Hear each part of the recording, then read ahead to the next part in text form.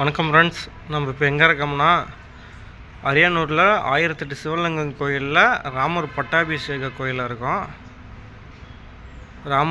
ராமர் சீதாதேவி இருக்காங்க.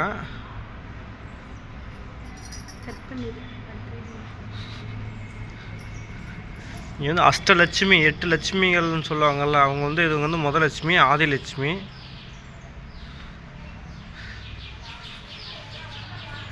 இவங்க வந்து தானியலட்சுமி. இவங்க லட்சுமிகளுக்கெல்லாம் ஒரு வரலாறு இருக்குது. இந்த வரலாறு பார்த்திங்கன்னா, இவங்க வந்து தைரியலட்சுமி.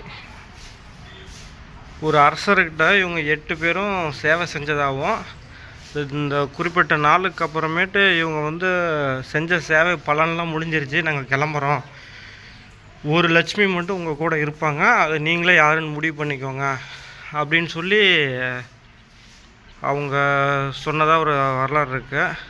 அதில் வந்து அந்த அரசர் வந்து எல்லாமே என்கிட்ட இருக்குது, ஆனால் தைரியம் மட்டும் இல்லை, அதாவது தைரியலட்சுமி என் கூட இருக்கட்டும், மீதியெல்லாம் போங்க அப்படின்னு சொல்லியிருக்காங்க. அதுக்கு மீதி 8 லட்சுமியும் போகாமல், மீதி இருக்கிற 7 லட்சுமிகளும் போகாமல் அங்கேயே இருந்திருக்கிறாங்க. ஏன் நீங்கள் இன்னும் போகலைன்னு கேட்டதுக்கு, அவங்க தைரியலட்சுமி இல்லாமல் நாங்கள் எதுவுமே இல்லை, அதனால் தைரியலட்சுமி எங்கே இருப்பாங்களோ அங்கே தான் நாங்களும் இருப்போம் அப்படின்னு சொல்லி அந்த தைரியலட்சுமி கூடயே எல்லாமே அந்த அரசர் கூடயே கடைசி வரைக்கும் இருந்திருக்காங்க.